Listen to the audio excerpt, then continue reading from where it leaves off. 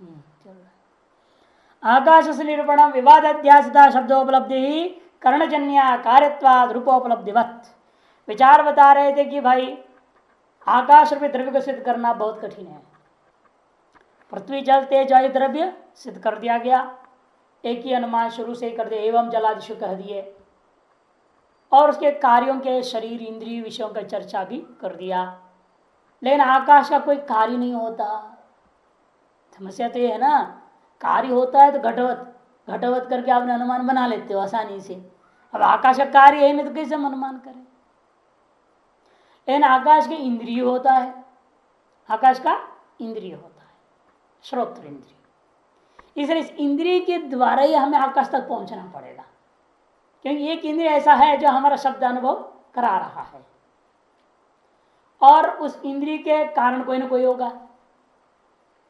उसका स्वरूप के लिए उसका अवच्छेद जो बना हुआ है श्रोत्र इंद्रिय कर्ण शुष्कलावच्छिन्न क्या है वो। इस तरह से हमें आकाश तक पहुंचने के लिए अनेक अनुमान की कड़ी बनानी पड़ेगी। एक अनुमान से सीधा आकाश सिद्ध नहीं होगा। पहला अनुमान इसलिए हम क्या करेंगे, कर्ण को सिद्ध करेंगे। विवाद अध्यासिता शब्दोपलब्ध है।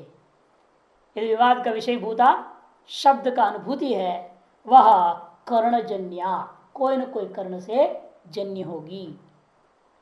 कार्यत्वात् कार्य होने से रूप का उपलब्धि के समान। तच्च इंद्रियम, ठीक है, शब्द जो उपलब्ध हुआ पर कोई न कोई कर्णजन्य, इन अनुमान में कोई संशय नहीं होता इस प्रकार के अनुमान, क्योंकि यद्यत कार्य तद कर्णजन्य। जो जो कार्य होगा वह कोई न कोई कर्णजन्य होगा। छिदिवत जैसे छेदन रूपी क्रिया है, वास्य रूप कर्ण से सिद्ध हुआ। तद्वत यहां पर भी लौकिक व्यवहार के समान होता है। इस अनुमान में कोई संशय नहीं होता। अब अगला अनुमान आता है, वह इंद्रिय बाह्य इंद्रिय कि अंतर इंद्रिय, श्रोत इंद्रिय। ये तो स्पष्ट हो रहा है कि बाहर का पकड़ रहे हैं। चक्षु में, त्वक में, घ्राण और रसनेन्द्रिय में कोई दिक्कत नहीं, क्योंकि बाह्य पदार्थ हम डालते तभी पकड़े में आ जाए। बाहर हम सुगंध चलाते तो पकड़ता है, अंदर का सुगंध दुर्गंध कोई पकड़ता नहीं है। ये यदि अंदर की सुगंध दुर्गंध पकड़ेगा तो जीना मुश्किल हो जाएगा। हाँ, क्योंकि अंदर पूरा दुर्गंध भरा पड़ा है, जी नहीं पाएगा। इसे भगवान उसको बाह्य इंद्र बना दे, बाहरी दुर्गंध बाहर को सुगंध पकड़ो। रस भी ऐसे ही है, अंदर खट्टा मीठा बड़ा विचित्र सारे रस है अंदर में, उनका आस्वादन करने लग जाए। कभी कभी डकार से आ जाता है, ऊपर थोड़ा सा भी थोड़ा खराब लगता है, और हमेशा अंदर की रस आस्वादन करने लग जाए फिर मुश्किल हो जाएगा। इसलिए भी बाह्य रस को हम ऊपर से मुंह से डालते तब आस्वादन होते तो अनुभव सिद्ध है। आंख खोलते तो बाह्य घटादि को प्रत्यक्ष कर रहा हूँ, ये बाह्य अनुभव सिद्ध है। स्पर्श बाहर की चीज छूते हैं तो मालूम होते, इसलिए बाह्य इंद्रिय भी सिद्ध हो जाता है। लेकिन अब श्रोत्र के बारे में समझ में नहीं आता है। क्यों आंख बंद करते हैं, कान बंद, सब बंद करो तो भी अंदर से शब्द सुनाई देता है। अंदर के शब्दों को भी ये ग्रहण करता है, बाहर का शब्द को भी ग्रहण करता है। और ग्रहण करने वाला बाहर का शब्द जो ग्रहण कर रहा है तो बाहर शब्द उत्पन्न करने के बाद करता है। अब अंदर को उत्पन्न करने वाला है नहीं, फिर भी शब्द ग्रहण कर रहा है अंदर से। इससे संशय होता है कि इंद्रिय बाह्य इंद्रिय है कि अंतर इंद्रिय है। क्या ऐसा तो नहीं है मन जैसा ये भी हो, है अंतर इंद्रिय, और बाह्य शब्दों को ग्रहण करने कोई और साधन को पकड़ता होगा, है ना। जैसे मन चक्षु को पकड़ के बाह्य रूप को देखता है, इस तरह से श्रोत्र भी अंदर के शब्द ग्रहण करने के लिए अंतर इंद्रिय है, और बाह्य शब्द ग्रहण करने के लिए कुछ और कोई इस्तेमाल करता हो, खोपड़ी का कोई हिस्सा ऐसा इस्तेमाल करता होगा। एरियल शब्द ग्रहण करने एरियल ही तो चाहिए ना, और सबके पास चोटी है, एरियल तो सबके पास है। तो विचार विवाद निर्णय का कि नहीं बाह्य इंद्रिय है, ये श्रोत इंद्रिय भी बाह्य। कहते तच्च इंद्रिय बाह्य, क्यों, बाह्यार्थ प्रकाशकत्वात् चक्षुरोत, क्योंकि बाह्यार्थ को प्रकाशन करने वाला है चक्षु के समान। ठीक है, तो शब्द ग्रहण करता है इंद्रिय, और यह बाह्य इंद्रिय है, ये भी सिद्ध हो गया। और वह शब्द जिसको यह इंद्रिय ग्रहण कर रहा है उसका आश्रय कौन है, फिर ये अनुमान कर रहे हैं। इस अनुमान से आकाश सिद्ध होगा। अब शब्द क्वचिदाश्रित गुणत्वात् रूपवत, शब्द कहीं न कहीं कोई न कोई आश्रय में रहता है। क्यों, क्योंकि गुण है। जिस रूपादि गुण हमेशा कोई ना कोई आश्रय में रहते हैं, और गुण का स्वभाव है वो कोई ना कोई गुणी रूप आश्रय में रहता है। जिसमें शब्द भी गुण है, अतएव ये भी किसी न किसी में आश्रित है। और वह शब्दाश्रय कौन होगा? आकाश होगा। ये कैसे सिद्ध करेंगे? प्रतिव्याधि क्यों नहीं होगा? यह दो तरीका है। कुछ लोग परिशेष अनुमान करते हैं, शब्द प्रतिव्याधि पृथ्वी आश्रता आश्रितो भवितुम नारती, शब्द जलाश्रितम भवितुम नारती, शब्द जो है पृथ्वी में आश्रित नहीं हो सकता, जल में आश्रित नहीं हो सकता, ऐसे सब अनेक अनुमान बना 8 बना लेंगे। पृथ्वी, जल, तेज, वायु, काल, दिग्, आत्मा, मन, ये 8 बना लेंगे अनुमान, और इन 8 में कहेंगे इनमें नहीं हो सकता है। क्यों? इनके असंबंध में भी अनुभव होता है, इनके असंबंध में भी शब्द अनुभव हो रहा है। अब रूप का अनुभव हुआ क्यों? क्योंकि पृथ्वी है वो, क्योंकि वो चक्षु का घट के साथ संबंध होता है। रस भी मुंह में कोई चीज रखा तब संबंध हुआ, लकड़ी वकड़ी जलाया तो गंध आया तब मालूम होता है। सब बाह्य आधारों को लेकर के हम कर रहे हैं। यानी शब्द की आंख बंद करके बैठ जाओ तो भी कहीं ना कहीं का आवाज जो है सुनाई देगा। इसका मतलब पृथ्वी, जल, तेज, वायु, काल, दिग्, आत्मा, मन, इनमें से कोई भी इसका आश्रय नहीं हो सकता। इन सब से भिन्न कोई होगा और उसका नाम हम क्या रखते हैं? आकाश। ऐसे परिशेष अनुमान, इसको कहते हैं परिशेष। आता है छांदोग्य में भी, मेथड ऑफ रेसिड्यू, परिशेष अनुमान किया जाता है। लेकिन वादी वागीश्वराचार्य का कहना है परिशेष अनुमान करने में बहुत बड़ा मुसीबत है। उसका खंडन भाग उठाएंगे, अब उसमें से नहीं जा रहा हूं। पहले से अपनी दूसरी तरीका से बना रहे। क्या बना रहे? देखो, शब्द क्वचित आश्रित गुणत्वाद रूपवत करके शब्द किसी आश्रय जब सिद्ध हो गया, वो आश्रय को कैसे निर्णय करूंगा? शब्दाश्रय इतरेभ्यो भिद्यते, शब्दाश्रय इतरेभ्यो भिद्यते, शब्दाश्रयत्वात् व्यतिरेकिन रूपवत। जो शब्दाश्रय नहीं है वो इतर से भी भिन्न नहीं, जैसा कि रूपाश्रय, तेज आदि, ऐसा अनुमान कर दिया। क्योंकि इतरेभ्यो, इतर कौन हो गया? इतर शब्द से लेना पृथ्वी, जल, तेज, वायु, काल, दिक्, आत्मा, इतरेभ्यो भिद्यते, इन 8 से को भिन्न होगा, इन 8 से भिन्न होगा। जो शब्द का आश्रय होगा वो इन 8 से भिन्न होगा। क्यों? क्योंकि शब्द का आश्रय होने से, क्योंकि वो शब्द का आश्रय। जो शब्द का आश्रय नहीं होगा वो 8 से भिन्न नहीं होगा। और जो शब्द का आश्रय नहीं होगा मतलब क्या? किसी रूप प्रसादी का जो आश्रय होगा वो इन 8 में से कोई ना कोई होगा। इन 8 से भिन्न वो नहीं होगा, इन 8 में से कोई ना कोई होगा। पृथ्वी, जल, तेज, वायु कोई ना कोई होगा। इससे व्यतिरेक अनुमान बना करके इन्होंने आकाश की सिद्धि कर दी। और इसको हम कहते इतर भेद अनुमान, इतर का भेद का अनुमान किया। ऐसे करने में और परिशेष अनुमान करने में क्या अंतर है ये आगे बताएंगे। देखिए, अन्य तु, जो दूसरे लोग हैं वो परिशेष अनुमान कर रहे हैं। क्या अनुमान कर रहे हैं? वो शब्द अष्ट द्रव्य अतिरिक्त द्रव्य आश्रित। शब्द कैसा है? अष्ट द्रव्य से अतिरिक्त द्रव्य में आश्रित रहता है। तद्वृत्तौ बाधकोपत्तौ गुणत्वात्, तद्वृत्तौ बाधकोपत्तौ गुणत्वात् व्यतिरेकेण रूपवत् इति ब्रुवते। कि उस आश्रय में रहने में कोई बाध की उत्पत्ति हो सकती है। किनमें? पृथ्वी, जल, तेज, वायु में, आकाश काल दिक्, आत्मा में, उनका शब्द का होने में अनेक बाधक उत्पन्न है। इसीलिए उनमें से कोई किसी में भी आश्रित नहीं रहेगा कि गुण होने से व्यतिरेक रूपवती ब्रुवते तद असत। उनका यह मत ठीक नहीं। क्यों? व्याप्ति सिद्धे है, और व्याप्ति ही नहीं बना पाए, उनकी व्याप्ति ही असिद्ध हो जाएगा। क्यों व्याप्ति असिद्ध हो जाएगा? कि व्योमवती एक ग्रंथ है, व्योमवती नाम का ग्रंथ है, व्योम शिवाचार्य उसको लिखे हैं। तो वो उन्होंने अपने ग्रंथ में यह अनुमान बनाया था, शब्द जो है पृथ्वी आदि 8 द्रव्यों से अतिरिक्त द्रव्य में आश्रित रहता है, क्योंकि उक्त 8 द्रव्यों में शब्द की वृत्तिता बाधित है और वह गुण है। लंबी चौड़ी हेतु, हेतु देखो कितना लंबा चौड़ा, तद्वृत्तौ बाद उपपत्तौ सती गुणत्वा, इतना लंबा चौड़ा हेतु है कि उन 8 द्रव्यों में होने में बाधक की उपपत्ति होने के कारण वो और गुण होने से इतनी लंबी हेतु उन्होंने बना दिया।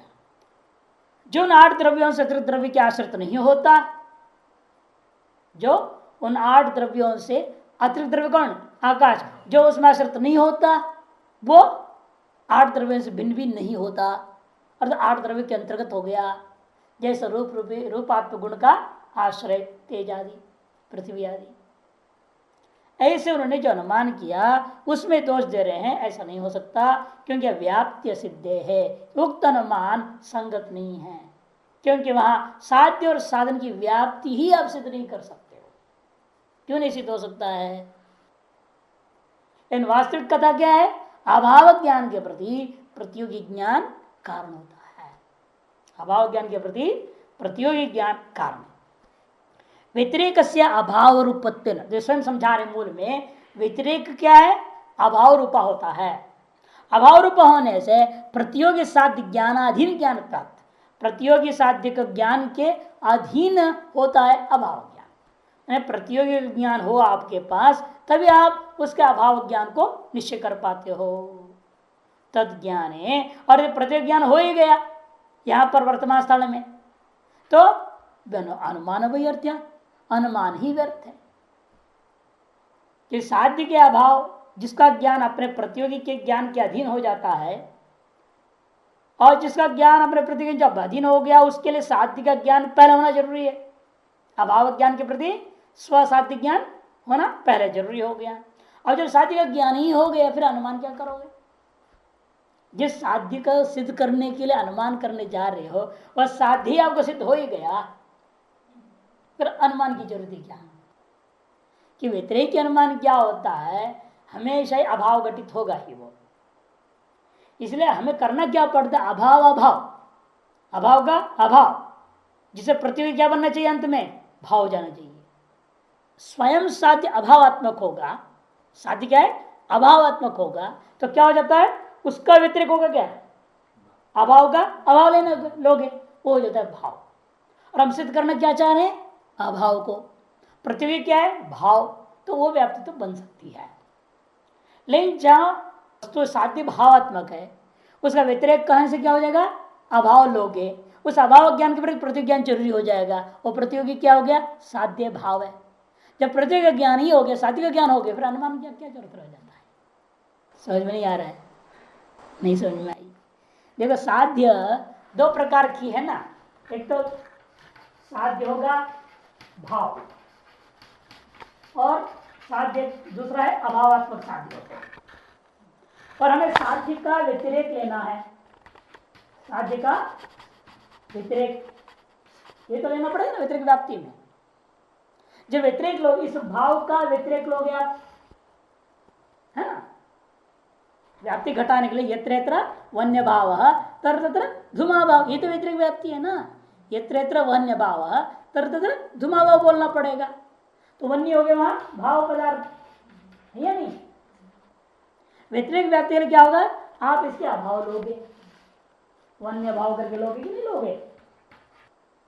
जब व्यतिरेक व्याप्ति बोलोगे यत्र वन्य भाव तत्र धूमा भाव, ऐसे जब व्यतिरेक व्याप्ति बोले लगोगे उस समय आपको उस अभाव के प्रतियोगी वन्य का ज्ञान है या नहीं है ना? वन्य क्या था, हमारे साथ पर्वतवन्य मानदुमान। यदि आपको वन्य का ज्ञान हो गया है, साध्य का ज्ञान है, फिर अनुमान क्यों कर रहे हो? व्यर्थ हुआ नहीं? समझ में आई बात? और यहां तो जरूरी है व्यतिरेक व्यक्ति के लिए, क्योंकि साध्य अभावात्मक, उसका व्यतिरेक लूंगा तो क्या होगा, अभाव अभाव, यही लोग है ना।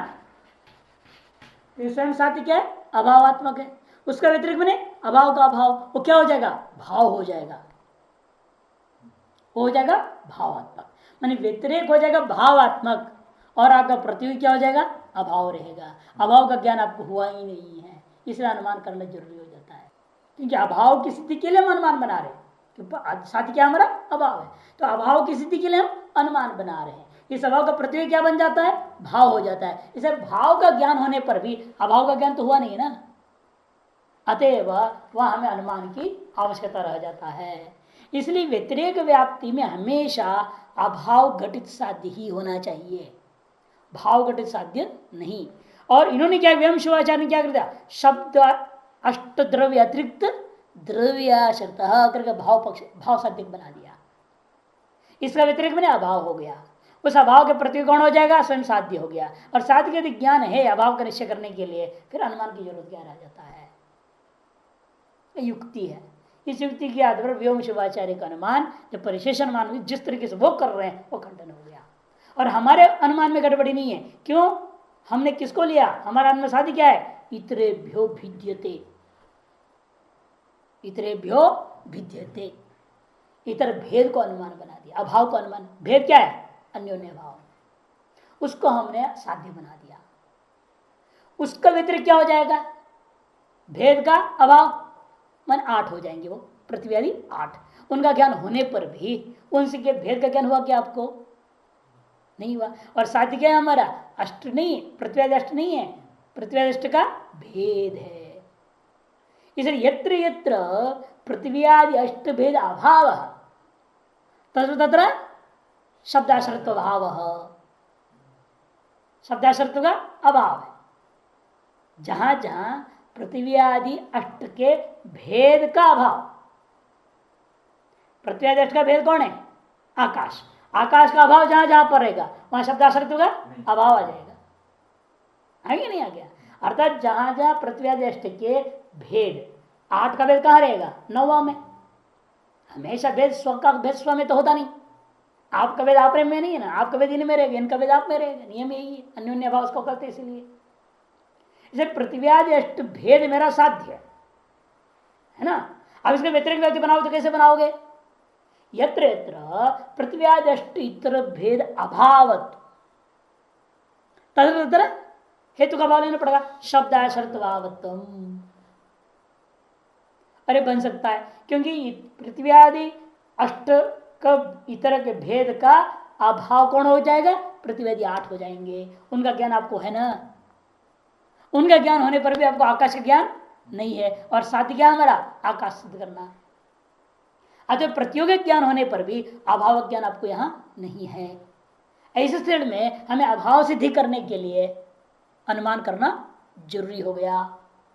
लेकिन जब भाव सात्विक स्थल है वहां पर अनुमान करने के लिए व्यतिरिक्त व्याप्ति बनाना व्यर्थ हो जाता है, क्योंकि जब व्यतिरिक्त व्याप्ति बोलने लगोगे, उस भाव का अभाव बोलने लगोगे, तो हम आपसे पूछेंगे इस अभाव के जो प्रतियोगी है उसका ज्ञान तुमको है या नहीं। आप कहोगे है, फिर इसके बाद आपको साध्य का निश्चय हो चुका है। जब साध्य का निश्चय हो गया फिर अनुमान की जरूरत नहीं रह गया। समझ में आ गया बात। इसीलिए हमेशा व्यतिरिक्त व्याप्ति का साध्य क्या होना चाहिए, अभाव ही होना चाहिए, तब व्यतिरिक्त व्याप्ति सफल होगा और व्यतिरिक्त अनुमान सफल होगा। नहीं तो व्यतिरिक्त व्याप्ति पूर्वक व्यतिरिक्त अनुमान करना व्यर्थ हो जाएगा। यह अधीन होता है, उसके लिए साध्य का ज्ञान पहले ही करना होगा। जब उसका ज्ञान हो जाने पर फिर अनुमान करना व्यर्थ हो गया। इस प्रकार सर्वत्र क्या होगा, पूर्व पक्ष कहेगा तरह सर्वत्र व्यतिरिक्त व्याप्ति का उच्छेद हो जाएगा, सब जगह में दोष दो दोगे। कहते नहीं, अभाव साध्य स्थल में कोई दोष नहीं है। नच सर्व अविनाभाव भावानाम उच्छेद, सकल व्यतिरिक्त व्याप्तियों का उच्छेद हो जाएगा, ऐसा मत कहो। क्योंकि यत्र व्यतिरेक से भाव रूपत्म तत्र दोष से अभाव। जहां व्यतिरेक अब लोगे, अभाव का अभाव, व्यतिरेक का मतलब क्या, अभाव। साध्य स्वयं क्या था, अभावात्मक था, उसके अभाव ने ले ली व्यतिरेक लेने के लिए। तो भावात्मक जब हो जाता है उस स्थल में वहां कोई दोष नहीं रहेगा। यत्र व्यतिरेक से भाव रूपत्व, इसके वहां पर क्या दिया, तर्क संग्रह व्यतिरेक अनुमान का दृष्टांत भी, पृथ्वी इतरेभ्यो भिद्यते गंधवत्वात् जलवत, व्यतिरेक है ना, जलवत अन्यतनमिदा जलम। पृथ्वी इतर से भिन्न, इतर से क्या लेना पड़ेगा वहां पर, पृथ्वी से जल, तेज, वायु, आकाश का आदि घात मन, इन 8 से भिन्न है पृथ्वी, क्यों गंध वाली होने से। अतः जो 8 से भिन्न नहीं है वो गंध वाला भी नहीं होगा, जैसा जल।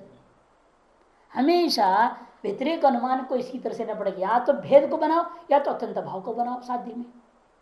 मैंने अभाव को साध्य में लाने पड़े, साध्य अभावात्मक होगा जहां वहीं पर व्यतिरेक व्याप्ति सफल है करना, नहीं तो व्यतिरेक अनुमान का व्यर्थता दोष आ जाता है।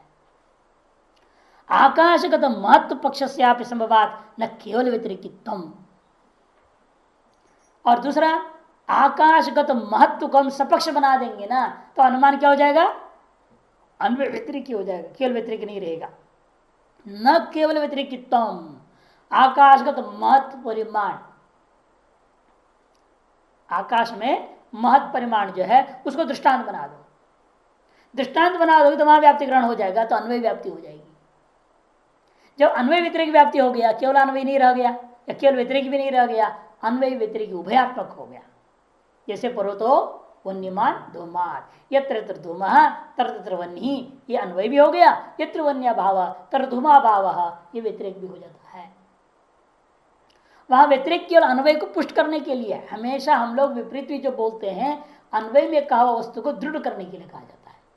अन्वय में कहा वस्तु जिस सत्यम ज्ञानानंदम ब्रह्म अन्वय में कह दिया और फिर कहना पड़ेगा नहीं ऐसा नहीं है, नहीं नास्ति किंचन, निषेध कर दो, वो दृढ़ करने के लिए होता है। सारा जगत ब्रह्म ही है, ब्रह्ममयम जगत ऐसे भी कह दिया, फिर कहते अरूपम शब्द रसम गंधवच्चयत, कुछ भी नहीं हो सकता। व्यतिरेक भाव जिसको हमने निश्चय कर लिया है उसको खोना स्थूणा निखड़न न्याय नियम है, स्थूणा निखड़न न्याय के आधार पर पक्का करने के लिए करना पड़ता है। स्थूणा निखड़न जानते हैं ना क्या है, बोलो स्थूणा निखड़न न्याय क्या है? लो खूंटी गाड़ना, खूंटी गाड़ने का बात है। कहीं आप खंबा उम्बा गाड़ते हैं ना, वो गाड़ने का बात है। गाड़ देते हो, गाड़ने के बाद क्या करते हैं आप? हिलाते हैं। आप क्यों हिलाते हैं? देखने के लिए ठीक ठीक गढ़ा है कि नहीं गढ़ा। निर्णय कैसे लेते हैं आप? ये कैसे निर्णय होगी? हिलता नहीं है, आप हिलते हैं, ये बात। निर्णय ये होता है कि भाई या तो खूंटी हिलना चाहिए तो हम हिलना चाहिए, हम स्थिर हैं और वो हिल रहा है तो मालूम वो हिल रहा है और हम ही हिल रहे हैं, वो हिलता ही नहीं है, वो खड़ा कर तो करना दो, ये हिल नहीं रहा है, ये पक्का हो गया हम हिल रहे हैं। इस तरह निकलने नहीं आए। तो यहां पर देखना हमारा सिद्धांत गड़बड़ है कि हम गड़बड़ है, हमारा तर्क गड़बड़ है, ये सिद्धांत गड़बड़ है, ये चेक करना पड़ता है। उसके लिए हम लोग व्यतिरेक मुख बोल देते हैं, नहीं तो अन्वय के द्वारा ज्ञान हो गए, इतर इतर तुम वन्नी निश्चय हो गए पर्वत वन्नी मान, फिर ये क्या जरूरत है इतर वन्य भाव तुमा भाव बोलने की? ये व्यतिरेक केवल अन्वय को पुष्ट करने के लिए। और जब केवल व्यतिरेक होता है वो ऐसा नहीं है। जो पदार्थ अन्वय से सिद्ध नहीं हो पाया या जिन पदार्थ साध्य और साधनों का अन्वय व्याप्ति संभव ही नहीं है, ऐसी चीजों के लिए हम केवल व्यतिरेक व्याप्ति बनाते हैं। और उस केवल व्यतिरेक अनुमानों में साध्य हमेशा अभावात्मक होना चाहिए। यथा पृथ्वी इतरेभ्यो विद्यते, जैसा अब यहां बनाया शब्दाश्रय इतरेभ्यो विद्यते, ये शब्द का आश्रय कैसा है? इतर से भिन्न है। भिन्न मतलब अन्योन्य भाव, अभाव हो गया ना साध्य, तो इस स्थल में कोई आपत्ति नहीं है। इसे एतादृश केवल व्यतिरेक अनुमान बनाने में कोई दोष नहीं है। इसे परिशेष अनुमान बनाना, उसको परिशेष कहा जाता है। अष्टद्रव्य अतिरिक्त द्रव्य आश्रित है, मैंने सब भाव हो गए ना, अष्टद्रव्य से अतिरिक्त द्रव्य में आश्रित है, इसमें कहीं अभाव आया? अभावात्मक है क्या साध्य? ये भावात्मक साध्य है, इसको परिशेष अनुमान कहते हैं। 8 द्रव्यों में नहीं हो पाया, इस 8 द्रव्यों से अतिरिक्त द्रव्य में आश्रित है, उस अतिरिक्त द्रव्य का नाम ही आकाश है। ऐसे करना परिशेष अनुमान। यह प्रक्रिया से यहाँ पर आप चल नहीं पाएंगे कि इसमें दोष आ जाता है। किस प्रक्रिया? ये अनुमान में क्या हो रहा है, जो साध्य होगा व्यतिरिक व्याप्ति जब बनाओगे साध्य का अभाव लोगे, और नियम क्या? अभाव के प्रति प्रतिज्ञान कारण होता है। और यदि व्यतिरिक व्याप्ति काल में यत्र यत्र अष्टद्रव्यातिरिक्त द्रव्य आश्रित अभावत्म तत्र तदवृत्तो बालकपत्तो गंधु गुणवत्त भावत्व, ऐसा लेना पड़ेगा व्यतिरिक्त व्याप्ति। तो ऐसी व्याप्ति जब ले हो गए, हम पूछेंगे इस अभाव के प्रतियोगिक ज्ञान आपको है? आप कहोगे है, फिर तो साध्य का ज्ञान आपको। जब साध्य का ज्ञान है आपको, फिर आप अनुमान क्यों कर रहे हैं? व्यर्थ हो जाएगा। इसीलिए परिशेष अनुमान में बहुत सतर्क करना पड़ता है। जिस स्थल में प्रतियोगी भी अप्रसिद्ध है, ऐसे स्थल में परिशेष अनुमान हो जाता है। प्रतियोगी भी अप्रसिद्ध हो तब परिशेष अनुमान किया जाता है। यदि प्रतियोगी प्रसिद्ध है, ग्रहण हो ही गया, फिर आपको अनुमान करने व्यर्थ हो जाएगा। इसे व्यतिरेक व्याप्ति निरूपिता व्यतिरेक अनुमान केवल अभाव घटित साधिक स्थलों में ही सफल होता है, और परिशेष अनुमान उन जगहों में जहां प्रतियोगी ही अप्रसिद्ध है और अज्ञात है, उन स्थलों के लिए। इसलिए सकल व्यतिरेक व्याप्तियों का या सकल व्यतिरेक व्याप्ति निरूपिता व्यतिरेक अनुमानों का उच्छेद हो जाएगा, ऐसा आप आशंका नहीं कर सकते हैं। यत्र व्यतिरेक से भाव रूपत्वम, अर्थात साध्य अभावात्मक है, इसका व्यतिरेक क्या हो जाएगा? अभाव का भाव कहने से भाव रूप हो जाएगा। ऐसे स्थलों में व्यतिरेक अनुमान सफल है। और वर्तमान अनुमान जो आपने बनाया है, यह अनुमान को केवल व्यतिरेकी करके जो व्योमवती का व्योम शिवाचार्य ने प्रतिज्ञा करी है, वो गलत है। इस स्थल को हम केवल व्यतिरेक अनुमान मानने की जरूरत ही नहीं है, इसको हम अन्वय व्यतिरेकी बना देंगे। कैसे? यहाँ भी सपक्ष हमारे पास उपलब्ध है। क्या सपक्ष उपलब्ध है आपके पास? आकाश के गुण ले लेना, महत्व परिमाण, वो गुण हो जाएगा। इसे आकाश का तो महत्व सपक्ष से संभवात न केवल व्यतिरेक साध्य अष्टद्रव्यातिरिक्त आश्रित मात्र प्रयोगे असाधारणत्व। और कहोगे अष्टद्रव्या अतिरिक्त द्रव्याश्रित न करके अष्टद्रव्य अतिरिक्त आश्रितत्व, इतना ही कह दो, द्रव्य शब्द मत दो, ऐसा हम साध्य बना देंगे। तब साध्य बने तो फिर तो असाधारण अनेकांतिक दोष आ जाएगा उसमें। असाधारण अनेकांतिकत्व क्यों? रूपत्व सामान्य सपक्षत्वात्, रूपत्व सामान्य क्या हो जाएगा? रूपत्व जो जाती है वो सपक्ष हो जाएगा। वहां साध्य भाव अधिकरण होता है, हेतु विद्यमान है, यह आपत्ति होगी। सपक्षत्वात् तेभ्य हेतु और व्यावृत्ते है, उनसे भी हेतु व्यावृत्त है। असाधारण अनेकांत किसको कहते हैं? पक्ष सपक्ष उभय व्यावृत्तो असाधारण, पक्ष सपक्ष उभय व्यावृत्तो असाधारण, वो असाधारण अनेकांतिक होता है। इसे सपक्ष हमारे पास से है, लेकिन उस सपक्ष में आपका हेतु नहीं जा रहा है, तो असाधारण अनेकांतिक हो गया।